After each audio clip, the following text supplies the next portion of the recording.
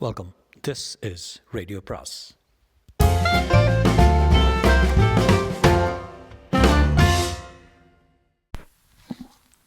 அனைவருக்கும் அன்பு வணக்கம். ராக்கி ரங்கராஜனின் படகு வீடு அத்தியாயம் 7. ராணி. அவளையும் அவள் அலங்காரத்தையும் இரண்டாம் தடவை ஏறிட்டு நோக்கக்கூட சத்யாவின் கண்கள் கூசின. அவளும் ராதாவை தேடிக்கொண்டு வந்திருக்கிறாள். தானும் தேடிக்கொண்டு வந்திருக்கிறோம். அவமானத்தினால் சத்யாவின் உடம்பு ஒரு சாணாக குறுகியது. காதல் என்ற புதுமையான உணர்ச்சி நுகரத் தொடங்கிய முதல் கட்டத்திலேயே இத்தனை பெரிய அடியா அவளால் தாங்க முடியவில்லை. ராதா என்ற பெயரை மனத்தினால் நினைக்கும் போது கூட சினத்தினால் அவள் கண்கள் சிவந்தன. ரிக்ஷா வேணுமாமா என்று ஒருவன் கூப்பிட்டான். சத்யா அமெரிக்கன் கல்லூரியை விட்டு வெளியேறும் வேகத்தை பார்த்து. சத்யாவின் காதில் அது விழவில்லை. ரிக்ஷாமா? இரண்டாம் முறை அவளை நெருங்கி வந்து கேட்டான். தலையை திருப்பி அவள் முறைத்த முறைப்பில் அந்த ஏழை ரிக்ஷாக்காரன் காளியின் ஆவேசத்தை கண்டானோ என்னவோ தடால் என்று திருப்பி கொண்டு ஓடியே விட்டான். விஷயம் தெரியாத இன்னொரு வழிபோக்கர் மணி என்னமா இருக்கேன் என்று கேட்டுவிட்டு சத்யா பதில் சொல்லாமலே நடப்பதை கண்டு, இந்த காலத்து பொண்ணுங்களுக்கு என்ன கர்வம் அப்பா என்று முணுமுணுத்தார். அந்த ராணியம்மா தேடிக்கொண்டு வந்தது வேற ஏதோ ஒரு ராதாவாக இருக்கலாமோ என்ற சந்தேகம் சத்யாவின் மனத்தில் ஒரு மூலையில் இருந்தது உண்மையே. ஆனால் அது கடும் ஜுரத்தில் மடியும் கிருமியைப் போல அழிந்தொழிந்து விட்டது. கல்லூரி விட்டாயிற்று என்பதும் மாணவர்கள் வந்து கொண்டிருக்கிறார்கள் என்பதும் அவளை தாண்டிச் செல்லும் சைக்கிள்களில் இருந்தும் கடலோசை போல கேட்கும் இரைச்சல்களில் இருந்தும் தெரிந்தது. எவ்வளவுக்கு எவ்வளவு மாணவர் கூட்டம் அதிகமாக வந்து கொண்டிருக்கிறதோ அவ்வளவுக்களவு சத்யாவின் நடையில் விசை ஏறிற்று. எந்த ராதாவை சந்திக்க வேண்டும் என்று ஆசையுடன் வந்தாலோ அவனுடைய மூச்சுக்காற்று கூட தன் மீது பட்டுவிடக்கூடாது என்று இப்போது அவள் அஞ்சினாள். ஏதாவது ஒரு பயங்கரமான காட்சியை தன் கண்ணாலேயே காண நேரிட்டு விடும் என்று அவளுக்கு தேகம் பதறியது. என்ன காட்சி? அவனை ராணி தேடுவாளா, கையை பிடித்துக் கொள்வாளா? இப்படி பாருங்களேன் என்று கொஞ்சலாக சொல்லி அவன் கன்னத்தை தன் பக்கம் திருப்பிக் கொள்வாளா? அவன் தோள் மீது கை போட்டு அணைத்து உமிழ்ந்து தைரியத்தையும் நிதானத்தையும் வரவழைத்து கொண்டாள் சத்யா. ராதா என்பவர் யார்? எவனோ ஒருத்தன். நேற்று காலை வரை வெறும் எண்ணத்திலே உலவி வந்த உருவம். அவன் எந்த காதலியோடு என்ன கொஞ்சினால் என்ன? அவனை என்னவோ தனக்கு உரியவன் என்று வரித்து கொண்டு வேதனைப்படுவானே. மர மர மர முகத்தில் பறந்து விழுந்து கொண்டிருந்த கேச சுருள்களை உள்ளங்கையால் அழுத்தி படிய விட்டு கொண்டு சத்யா நின்றாள். புடவையை சீர் செய்து கொண்டாள். தான் நிதானம் அடைந்த பிறகு உலகமும் அமைதியாக ஒழுங்காக இயங்கிக் கொண்டிருப்பது தெரிந்தது. மதுரை நகரத்தின் மாலை நேர கோலாகலங்களில் சில நிமிடங்கள் மனதை பறிகொடுத்து நின்றாள். இருட்டி கொண்டிருந்தது. வெகு தூரத்தில் ஒரு கோபுர விளக்கு மினுமினுக்க தொடங்கியிருந்தது. திராட்சை கொத்து மாதிரி முன்னும் பின்னும் மேலும் கீழும் இந்தண்டையும் அந்தண்டையுமாக கடைகளுக்கு வீடுகளும் அடர்ந்து நெருங்கி உறவாடின. குழப்பங்களையும் கவலைகளையும் ஒதுக்கி வைத்துவிட்டு எந்த பஸ்ஸில் எப்படி எங்கே ஏறினால் வானமாமலையின் கிராமத்தை அடையலாம் என்று யோசித்தவளாக சிறிது நின்றாள். எதை மறக்க நினைத்தாலோ அது மீண்டும் அவள் பார்வையில் மோதியது. ஒரு சுவரொட்டி. மிக அருகிலிருந்து ஒரு காம்பவுண்ட் சுவரில் ஒரு நாடகத்தை அறிவித்துக் கொண்டிருந்தது அந்த வண்ணச் சுவரொட்டி. நாடகத்தின் பெயரோ தேதியோ இடமோ கட்டண விவரமோ சத்யாவின் கவனத்தை கவரவில்லை. காகிதத்தின் நடுவே மயக்கும் புன்னகையுடன் காட்சி தந்த ராணியின் முகம், அந்த மதர்ப்பான வளர்த்தி. அருவருப்புடன் வலுக்கட்டாயமாக மறுபுறம் திரும்பிக் கொண்டாள் சத்யா. ஆக உகித்தது சரிதான். இவள் நடிகை, நாடக நடிகை. டிராமா இன்றைக்கில்ல, நாளைக்கு தான் என்று குரல் கேட்டது. மணி. சும்மா தான் பார்த்தேன். நீங்கள் எங்கேருந்து வர்றீங்க? பாதுகாப்பு கிடைத்ததில் அவளுக்கு உள்ளூர மகிழ்ச்சி ஏற்பட்டது. ட்ரங்கால் கிடைப்பதற்காக தபாலாசியில் பழி கிடந்தேன். நாளை சாயந்தரத்துக்குள்ளே எப்படி இங்கே வந்து சேர்ந்துருவாரப்பா என்றான் மணி. சமயத்துக்கு வந்தீர்கள், நல்ல வேளையாக என்றாள் சத்யா. கிராமத்துக்கு எப்படி திரும்புவதுன்னு யோசனை பண்ணிகிட்டு இருந்தேன். அதானே பார்த்தேன். நான் பஸ்ஸில் தான் போய்கிட்டு இருந்தேன். உங்களை கண்டதும் சட்டென்று இறங்கி கொண்டேன். அதுதான் கடைசி பஸ்ஸுன்னு சொன்னேனே. மணி சொல்லி கொண்டிருந்த போதே சத்யா, அது ஒரு டாக்ஸி வருகிறது, டாக்ஸி என்று கையும் தட்டினாள். இல்லை, அதில் ஆள் இருக்கிறது என்றான் மணி. ஆனால் அவர்களை தாண்டி சில கஜ தூரத்தில் கிரீச்சிட்டு நின்றது டாக்ஸி. கதவை திறந்து கொண்டு இறங்கியவனை கண்டதும் சத்யாவுக்கு நிதானத்துக்கு வந்திருந்த ரத்தம் கொதிக்க தொடங்கியது. சத்யா, எதுக்காக இந்த நேரத்தில் இங்கே நின்றுட்டுருக்க? கேட்டவண்ணம் உதட்டில் தொத்தி கொண்டிருக்கும் சிகரெட்டுடன் டாக்ஸியிலிருந்து இறங்கி வந்தவன் ராதா தான். சத்யா மறுபடியும் திரும்பிக் கொண்டு, மணி வேறு டாக்ஸி பாருங்க என்றாள். மணி அவசரமாக, அதான் அந்த தியேட்டர்ண்ட போனால் நிறைய கிடைக்கும், இங்கே நின்னாக்க வராது என்றான். ஒப்போவுமே.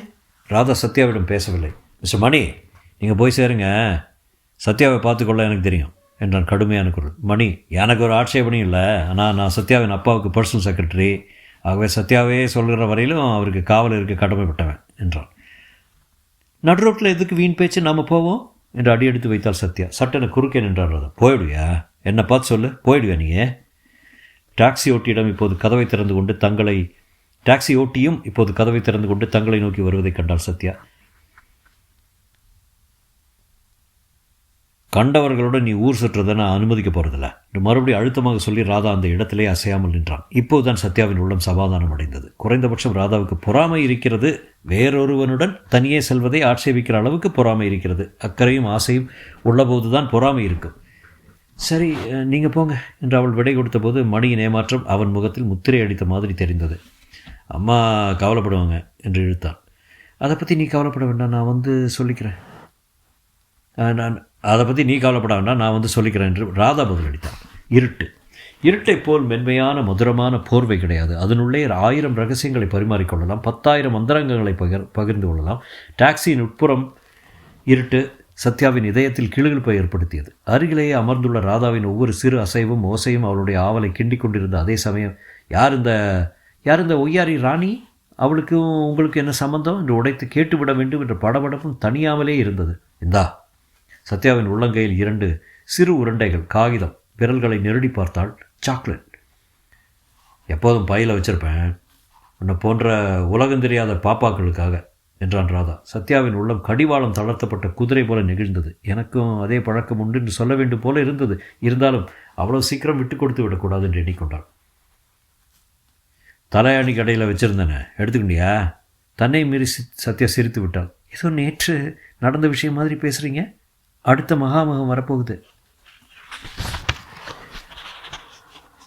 வீட்டுக்கு போனதும் எனக்கு மறுபடியும் நேற்றந்தி நேரத்திலே அபிநயம் பிடிச்சு காட்டணும் என்றான் ராதா கிண்டல் சிரிப்புடன். சத்யா கேட்டான், வீட்டுக்கு தான் போகிறோமா இப்போது?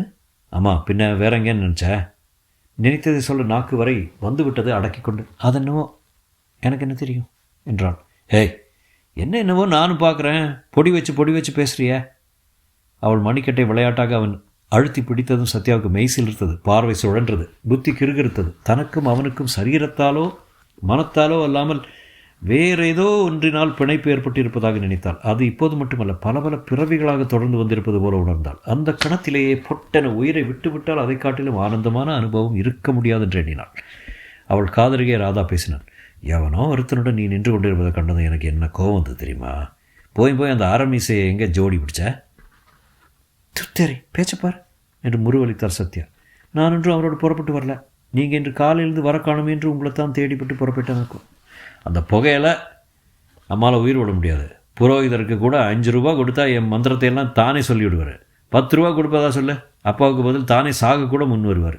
சத்யாவுக்கு என்னவோ போலிருந்தது. அது ஒரு பக்கம் இருக்க, உங்கள் பண்ணையில் இருக்கிற பெண்களுக்கு புடவை வாங்கி தரணுமா? 4000 ரூபா வரைக்கும் செலவாகும். அது எப்படி உங்களை கேட்காம செய்கிறது? முதல் வேலையை அதை செய்ய என்று தயங்காமல் சொன்னான்றாங்க. 4000 ரூபாய் என்ன சொன்னேன்? அவர்கள் ரத்தத்தை சுண்ட வைத்து உன் மாமா சேர்த்தது 40 லட்சம் இருக்குமே. இன்னும் எத்தனை மைல் போகணும் உங்கள் வீட்டுக்கு என்று சத்யம் பேச்சை மாற்றோம். தோ ரைட்டில் திரும்பி நேராக பாப்பா. டாக்ஸிக்காரனுக்கு ராதா நோட்டை வீசிக்கொண்டிருக்கையில் சத்யா முன்னே நுழைந்தாள் வீட்டுக்குள். சிறிய இல்லம். நடையிலும் அதையொட்டிய ஹாலிலும் நீலக்குழாய் விளக்கு எரிந்து கொண்டிருந்தது. உள்ளே யாராவது இருக்கிறார்களா என்ன? படபடக்கும் மனத்துடன் மெதுவே கேட்டை திறந்து கொண்டு உள்ளே நுழைந்தாள் சத்யா. நடையில் 7-8 ஜோடி காலணிகள் கிடந்தன. எல்லாம் ஒருவருடையவை தான், ஆனால் வெவ்வேறு சந்தர்ப்பங்களுக்காக ஏற்பட்டவை. ஹாலில் சிறிது கர்நாடகமான சோஃபாக்களும் நாற்காலிகளும் இருந்தன. வட்ட மேசை மீதிருந்து பூங்கொத்து வாடாததாக புதிதாக இருந்தது. மேஜை மீதும் அலமாரியிலும் புத்தகங்கள் சுத்தமாக அடுக்கப்பட்டிருந்தன. ஆனால் சுவரில் மாட்டியுள்ள படங்கள் ரசிக்கும்படியாக இல்லை. ஓரமாக இருந்த ஸ்டாண்டில் ஒரு தேங்காய்ப்பூ தூவாலை அழகாக மடித்து வைக்கப்பட்டிருந்தது. கீழே தரையில் குப்பையோ தூசியோ தெரியவில்லை. சத்யாவுக்கு ஒரே அதிசயம். கட்டை பிரம்மச்சாரி, அதிலும் ஒன்றிக்கட்டை பிரம்மச்சாரி குடியிருக்கும் இடம் இத்தனை சுத்தமாகவும் துப்புரவாகவும் இருக்கும் என அவள் கொஞ்சம் கூட நினைக்கவில்லை. இதற்கு காரணம் நிச்சயமாக ராதாவாக இருக்க முடியாது. பின்னாலே வந்து நின்றான் ராதா. என்ன சத்யா, பிரமிச்சு போய் நின்ட்ட? ஒன்றுமில்லை, இவ்வளோ கச்சிதமாக வச்சுருக்கின்றீங்களேன்னு பார்த்தேன். என்ன என் சாமர்த்தியம் என்ன? அதில் எல்லாம் விசாலத்தின் வேலை. தூக்கி வரப்பட்ட சத்யம். என்ன விசாலமா? ஆமாம் என்று தடுமாறாமல் சொன்னவன் உள்ளே நுழைந்து விசாலம் என்று அழைத்தான். அடுத்த நிமிடம் திரைச்சீலை விலக்கி கொண்டு கையில் சாப்பாட்டு தூக்குடன் வெளிப்பட்டால் ஒரு வேலைக்காரி. சத்யாவின் உருவமில்லாத வேதனை அதிகரித்தது.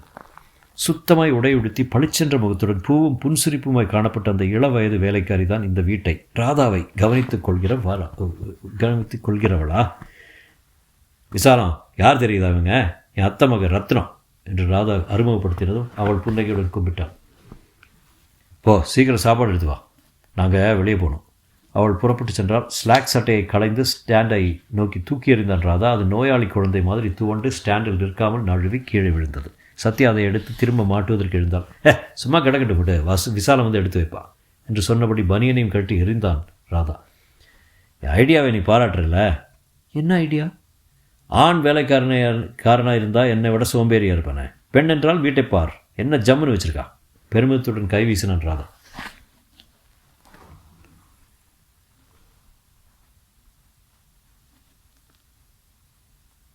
மദ്രാஸில் இந்த மாதிரி வீட்டுக்கு 300 ரூபாயாவது வாடகை இருக்கும். இன்னும் பூதம் மாதிரி எதுக்காக பங்களா? இந்த மாதிரி கருக்குன்னு இருப்பது எனக்கு பிடிக்கும். நாம் தாம்பரம் வண்டலூர் பக்கம் சின்ன வீடாக பிடிப்போம் என்ன? அவள் அமர்ந்திருந்த நாற்காலின் 2 கை மீதும் கை வைத்து குனிந்து கேட்டான். என்ன சத்யா, பதிலேயே காணா? அவள் குரல் தழுதழுத்தது. நான் இன்னும் அந்த அளவுக்கு கோட்டை கட்டவில்லை. கோட்டை யார் கட்ட சொன்னா? வீட்டை கட்டுறது பற்றி இல்லாத கேட்டேன் என்று ராதா சிரித்தார். சிரித்தபடியே இடதுபுறம் இருந்த இன்னொரு திரைச்சீலையை விலக்கி கொண்டு புகுந்தான். ஆனால் மறுபடியும் சீலை மூடாதபடி அதை சுருட்டி கதவின் மீது சொருகினான். வாஷ் பேசினும் கண்ணாடியும் அலங்கார சாதனங்களும் அது அவன் உடை மாற்றிக்கொள்ளும் அறை என்று பறைசாற்றினான். குழாயை திருப்பிவிட்டு அதன் சலசலப்புக்கு மேலாக குரலை உயர்த்தி கொண்டான் ராதா. நான் ஒரு ப்ரோக்ராம் சொல்கிறேன் ஆரம்பித்தவன் கொஞ்சம் இரே என்று வெளியே வந்தான். தன் காலை ஒரு நாற்காலி மீது வைத்து பூட்ஸை கழட்டி போட்டான். அதாவது அந்த மேஜை ட்ராயரில் இருக்குது பாரு பாலிஷு, நான் ட்ரெஸ் மாற்றிக்கொள்வதற்கு போட்டுவிடுவேன், கொள்வதற்குள் போட்டு வை. சத்யா அயர்ந்து போனான். என்ன போட்டு விடுறது? இதோ இருக்கிறது பூட்ஸுக்கு தான். வரும்போதே நினச்சேன், மறந்துடுச்சு. உனக்கு தெரியாதுன்னா வேண்டாம். சீற்றம் சத்யாவின் முகத்தை சிவக்க வைத்தது. எனக்கு தெரியாது என்றால் அழுத்தமாக. அதென்ன எதையும் இந்த சத்யா செய்வாள் என்று இவள் தீர்மானிப்பது, அதற்கு நாம் இடம் கொடுப்பது? பரவாயில்ல, விசாலம் செய்வா என்றார் ராதா. சத்யா பதில் கூறவில்லை. மௌனமாக பூட்ஸையும் ப்ரஷ்ஷையும் கையில் எடுத்தாள். ஒருபுறம் அவளுக்கு அவமானமும் ஆத்திரமும் பொங்கி வந்தாலும் மறுபுறத்தில் ஏதோ ஒரு வித ஆனந்தமும் கிளுகிழுப்பும் பிறந்தன அவள் உள்ளத்தில். சட்டையோ பனியனோ இல்லாமல் ஆண்மையும் இளமையும் நிரம்பி வழியும் உடலை காட்டியபடி உலகத்திலே எதுவும் லட்சியமில்லை என்பது போல மடமடவென்று தன் போக்கில் பேசுகின்றது இளைஞனிடம் தன்னில் ஒரு பகுதி சென்று சரணடைந்து விட்டதாக தோன்றியது. வந்தவளின் கையை கருமையாக்கிவிட்டு தன் முகத்தை சுத்தப்படுத்தி கொண்டிருக்கும் ராதாவை ஆசை தீர பார்த்து கொண்டிருக்க ஒரு விருப்பமும் அதை தடுத்து தலைகுனிய வைக்கும் நாணமும் அவள் இதயத்தில் மாறி மாறி எழுந்தன. முகத்தின் ஓரங்களில் சோப்பு வரிகளுடன் திரும்பினான் ராதா. பூட்ஸுகளை குறிந்து ஆராய்ந்து, போதாது இன்னும் கொஞ்சம் போட என்று சொல்லிவிட்டு இரும்பு பீரோவை திறந்தான். கும் என்று இனிய மனங்கள் அறையெங்கும் பரவின. உடைகளுக்கு மட்டுமல்லாமல் வாசனை குப்பிகளுக்கும் அந்த பீரோ தான் அடைக்கலம் போலும். மதுரைக்கு இதுதானே உனக்கு முதல் விசிட்ட என்று ராதா வினவினான். ஆமாம், நாளை காலையில் உன்னை ஒரு இடம் விடாமல் அழைச்சி போகிறேன். சத்யாவின் கோபம் சிறிது தணிந்திருந்தது. தேங்க்ஸ், முக்கியமாக கோவிலை பார்க்கணும். சார், நீ என்ன கிழவியா? நான் என்ன தாத்தாவா என்று முகத்தை சுழித்தான் ராதா. நம்மை போன்றவர்களுக்கு இந்த ஊரில் நிறைய இடம் இருக்கிறது. கார் அங்கே தானே இருக்கே. காரிசை எங்கேயும் அனுப்பிடலையே. உங்கள் கார் சொல்கிறீங்களா? என் காரா? ராதாவின் முகத்தில் கசப்பான புன்னகை உதிர்த்தது. ஆமாம், இனிமேல் என் கார் தான். கிழவன் உயிரோடு இருந்த வரைக்கும் ரொம்ப கஞ்சத்தனமாக போராடிட்டு இருந்தான். கூடவே சிதையிலா வச்சாங்க அதை. அவனுடைய பேச்சு நிமிடத்துக்கு நிமிடம் அதிர்ச்சி அளித்த போதிலும் சத்யா அதற்கு பழக்கப்படுத்தி கொண்டு விட்டாள். பிறரை அதிர்ச்சிக்குள்ளாக்குவதே அவனுக்கு மகிழ்ச்சி என்றும் புரிந்து கொண்டு விட்டதால் இறந்து போன தகப்பனாரை பற்றி அவன் பேசியதற்கு எதிர்த்து வாதாடவில்லை. உடைகளை அணிந்து கொண்டே இருந்தவன் திடீரென அவளெருதில் வந்து நின்று கையிலிருந்து சிறு சீசாவை விரலில் தொட்டு அவள் தோளில் விரட்டென்று தேய்த்து விட்டான். என்று அவள் மறுத்து விலக்கு முன்னரே சென்ட் வாசனை அவள் நாசி அனுபவித்தது. பட்டணத்தில் வளர்ந்தும் பட்டிக்காடாதான் இருக்க நீயே என்று அவளை செல்லமாக கடிந்தான் ராதா. பிறகு சற்று எட்டச் சென்று அவளை காலோடு தலை ஆராய்ந்தான். பார்வைக்கு பூ மாதிரி இருந்தால் போதுமா? வாசனை போதாது என்று தான் சென்ட் போட்டேன். எனக்கு தலைவலிக்கு இதெல்லாம் என்று சத்யா உடனே. உங்கள் ஜலதோஷம் எப்படி இருக்கு? தேவையில்லையா? நேற்று மாத்திரை வாங்கி கொண்டு வந்து உங்களை தேடினேன் என்றான். ஏது கொஞ்சம் விட்டால் என்னை தொட்டிலில் போட்டு தாலாட்டு பாடி விடுவ போல இருக்க. சத்யா உல்லாசமாய் தலையை பின்னுக்கு சாய்த்து கொண்டு மனம் விட்டு சிரித்தாள். அம்மா, நீ ஒன்றும் முகத்துக்கு பவுடர் கிவுடர் அடிச்சுக்கொள்ள போவது இல்லையா? எழுந்துறேன், சாப்பிட்டதும் கிளம்புனா ஷோ ஆரம்பிக்கிறதுக்குள்ளே போயிடலாம். எங்கே கூப்பிட்றீங்க என்று சத்யா திகைத்தாள். கடவுளை, இது தெரியலையா? சினிமாவுக்கு தான் சொல்கிறேன். அதிர்ச்சியினால் ஊமையாகி சோஃபாவில் தொப்பென்று சாய்ந்தாள் சத்யா. தகப்பனார் இறந்த மறுநாளைக்கு சினிமா பார்க்க போகிறாரா? நான் வரல என்றால் பயந்த குரலில். நீங்கள் போவது நல்லா இருக்காது. ராதாவின் கோபம் வெளிப்படையாக தெரிந்தது. சச்சா, நீ இந்த பாழா போன கட்டுப்பட்டியோட கோஷ்டி தானா? சினிமா பார்க்கக்கூடாது, வெற்றில போடக்கூடாது என்று 144 போடுகிற வழக்கத்தில் நீயும் சேர்த்தியா? சத்யா குனிந்த தலை நிமிரவில்லை. சரி. மாட்டியிருந்த சட்டையை கழற்றி இருந்தான் ராதா. அடுத்த அறைக்கு சென்று திரும்பி வந்தான். சரி வா, சாப்பிட்ற வரைக்கும் ஆடுவோம். கேரம் போர்டை அவள் எதிரில் வைத்துவிட்டு தானும் உட்கார்ந்தான். காய்கள் மடமடவென்று பலகை மீது உருண்டன. சத்தியம் அல்ல, சாப்பாடு வராவிட்டால் கூட பரவாயில்ல, நான் கிராமத்துக்கு திரும்பிடணும். நான் சென்ஸ். பலகையை காய்களோடு துரத்தி தூர தள்ளிவிட்டு எழுந்து கொண்டான் ராதா. வீட்டுக்கு திரும்பணுமா? இங்கே தங்க போகிறதில்ல? சத்யாவின் உடல் சில்லிட்டது. நரம்பிலே ரத்தம் உறைந்த மாதிரி ஆயிற்று. அவளையே உற்று பார்த்தபடி நின்றிருந்தான் ராதா. சில வினாடிகள் அவன் சினம் மறைந்து விட்டது. இவ்வளவு பயந்தாங்கொள்ளியும் சந்தேக பிராணியாக இருக்கிறவ எப்படி தான் காலேஜில் படிக்கிறியோ? அவள் அருகில் வந்து கை குவித்தான் அவன். அம்மா தாயே, நூற்றுக்கிழவி, பஞ்சாங்கம், உன்னைத்தான் சாப்பிட்டானதும் உன்னை பத்திரமா அழைச்சி போய் உன் அம்மா இடுப்பில் உட்காத்தி வச்சிடுறேன். பயப்படாத, சரிதானே? கொஞ்சம் சிரிங்களா சார், கொஞ்சம் சிரிங்கோன்னு. குபீர் என்று சத்யா சிரிப்பதற்கும் வேலைக்காரி எடுப்பு சாப்பாட்டுடன் உள்ளே நுழைவதற்கும் சரியாயிருந்தது. பங்க்சுவல் என்று அவளை வரவேற்றான் ராதா. 2 இலையும் பிரித்து போடு, தண்ணீர் எடுத்து வை. வேலைக்காரி எடுத்து வைத்தாள். ராதா உட்கார்ந்ததும் சத்யாவும் இலையடியில் அமர்ந்தாள். சாதத்தை எடுத்து அவளுக்கு பரிமாறி கொண்டிருந்த போதுதான் ராதா கவனித்தான் போலும் வாசல் படியருகில் நிற்கும் வேலைக்காரியை. அடே, உனக்கு இன்னைக்கு இல்லாமல் போயிடுச்சா? இடது கையால் சட்டைப்பையிலிருந்து ₹1 தாளொன்றை எடுத்து வீசினான். இந்தா, நீ வேறு சாப்பாடு வாங்கிட்டு வீட்டுக்கு போ. விசாலம் பணிவோடு உள்ளே வந்து பணத்தை எடுத்துக்கொண்டு அகன்றாள். ராதா கனிவுடன் அவள் போவதையே பார்த்தவாறு, புருஷன் ஒரு தீராத வியாதியில் கிடக்கிறான், எனக்கு போட்டுட்டு மிஞ்சிற சாப்பாட்டை அவனுக்கு எடுத்துக்கொண்டு போகிறா தினமும் என்றாள். சத்யாவுக்கு தன்னைத்தானே சாட்டையால் அடித்துக்கொள்ள வேண்டும் போல் இருந்தது. என்னவெல்லாம் நினைத்து கொண்டோம் என்று மருகி போனாள் மனத்துக்குள். என்ன சத்யா, புழுக்கமாக இருக்கா என்று விசிறியை சுழல வைத்தான் ராதா. உன்னை பற்றி ஒன்றுமே சொல்லலையே நீ என்றாள். சுண்டு விரலையும் சுட்டு விரலையும் தூக்கி கொண்டு 3 விரலால் அவன் சாதம் எடுத்து சாப்பிடுவதை கவனித்து கொண்டிருந்த சத்யா, என்ன சொல்லணும் என்று கேட்டாள். படிப்பை பற்றி, எதிர்காலத்தை பற்றி. எவ்வளோ இல்லை, என்னை பொறுத்த மட்டில் இந்த மாட்டுத் தொழுவத்தில் தும்பை மாட்டிக்கொள்ளப் போவதில்லை. நீ இன்னும் தீர்மானம் பண்ணல. நான் சொல்கிறேன், கேட்குறியா? சொல்லுங்கள். டாக்டருக்கு படி என்றான் ராதா. ஆமாம், இப்போது நினைத்து பார்த்தால் டாக்டருக்கு படிக்கும் எண்ணத்தை முதலில் ஏற்படுத்தியவர் அவர்தான், ராதா தான். டாக்டர் படிப்பா என்று சத்யா தயங்கினாள். ஆமாம், இதோ போனால விசாலம், அவள் புருஷன் எத்தனை காலமாக படுக்கையில் கிடக்கிறான் தெரியுமா? அவள் இருக்கிற பேட்டைக்கும் ஆஸ்பத்திரிக்கும் 4 மைல் தூரம் இருக்கிறது. எப்படி தினசரி அழைச்சி போக முடியும்? அவள் இருக்கிற வட்டாரத்திலே ஒரு டாக்டர் இருந்தா சரி, அதை விடு. என் அம்மா எப்படி இறந்து போனா தெரியுமா? அவனுடைய திடீர் ஆவேசம் சத்யாவை கலக்கி விட்டது. எப்படி என்றாள். மாட்டு வைத்தியம் பார்க்க தெரிந்த என் அப்பாவுக்கு மனித உயிரை காப்பாற்ற தெரியல. பிரசவத்தை பட்டணத்தில் வச்சு கொள்ளாமல் குக்கிராமத்தில் ஒரு நாவிதம் பெண்டாட்டிடம் என் அம்மாவை ஒப்படைச்சான். அவள் கத்திக்கு நான் தப்பி பழைச்சி விட்டேன். ஆனால் என் அம்மா ஜன்னி கண்டு இறந்து போனான். சத்யா, தயவு பண்ணி நீ டாக்டருக்கே படி, எனக்காக என்ன? சத்யா சிரித்து கொண்டே, ரொம்ப சரி, ஆனால் நீங்கள் நினைக்கிற மாதிரி நான் உயிர்களை காப்பாற்றுவேன்னு எனக்கு என்ன நிச்சயம்? நேர் விரோதமாக செய்தா என்று கூறிவிட்டு எழுந்திருக்க முயன்றாள். அதற்குள்ளே சாப்பிட்டு முடிச்சிட்ட, இன்னும் கொஞ்சம் போட்டுக்கோ என்று ராதா சாதத்தை எடுக்க, வேண்டாம் என்று அவன் கையை சத்யா விலக்கி கொண்டிருந்த போது வாசலில் ஹாரன் சப்தம் கேட்டது. யாரையோ கூப்பிடுகிற மாதிரி 3 முறை விட்டு அடித்தார்கள். யார் அது பூஜை வேளையில் என்று முணுமுணுத்தபடி ராதா எழுந்து சென்றான். சத்யா காத்திருந்தால் 2 நிமிடத்தில் பரபரப்போடு திரும்பி வந்தான் ராதா. குழாயில் கையையும் வாயையும் கழுவி கொண்டான்.